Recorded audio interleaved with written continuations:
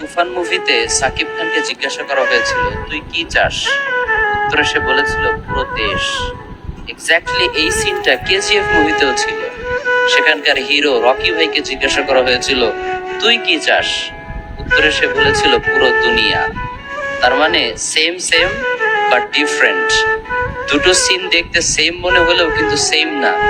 দুটো সিনের মাঝে আছে হিউজ ডিফারেন্স। একজনের ডিজায়ার হচ্ছে ছোট্ট একটা দেশ জয় করা, আরেকজনের ডিজায়ার হচ্ছে পুরো বিশ্ব জয় করা।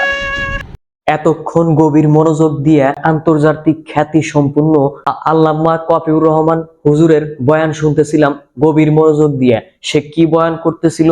কেজিএফ এবং তুফানের মধ্যে সে পার্থক্য নির্ণয় করতে চাচ্ছিল।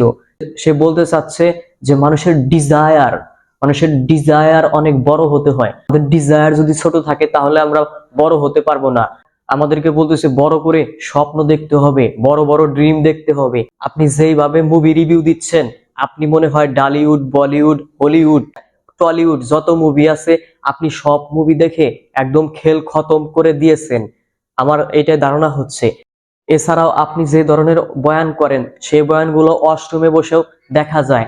আমি ভাবছিলাম আপনার বয়ানটা আমি হাগু করব আর দেখব, কিন্তু দেখলাম যেহেতু আপনি মাথায় টুপি দিছেন, তারপরে হচ্ছে মুখে দাড়ি, সম্মানার্থে আমি ভিডিওটি অষ্টমে দেখলাম না। ঠিক আছে, অনেকেই হয়তো বা আপনার ভিডিও অষ্টমে দেখে।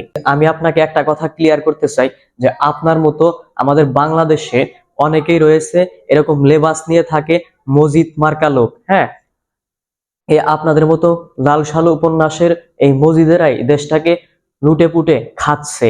আপনারা দেখেছেন গত 2-3 দিন যাবত সোশ্যাল মিডিয়াতে এক মজিদ মার্কা লোকের জ্বর উঠেছে বিসিএস এর প্রশ্ন ফাঁস নিয়ে। আপনি কিন্তু বিসিএস প্রশ্ন ফাঁসকারী ওই মজিদের চেয়ে কোনোভাবেই কম না। আপনার সামনে কোনো শ্রোতা নেই, অথচ আপনি বলতেছেন, বলুন না সুবহানাল্লাহ, আলহামদুলিল্লাহ। বাবারে বাবা, একটা লোক নাই, সেখানে কি ছাগল ভেড়া সুবহানাল্লাহ বলবো? কেউ কিছু বলবে না, কারণ আপনি তো কপিবাস, নকলবাস। যে আমি ভিডিও শুট করতেছি, আমার সামনে কোনো দর্শক নেই বা ক্যামেরাম্যান নেই, অনুরূপ ভাই আপনার কোনো ক্যামেরাম্যানও নাও থাকতে পারে। আবার পিএস বলেন, মেসেজ ড্রপ আউট করেন। বাহ কাকা বাহ, ক্যা সিন হে।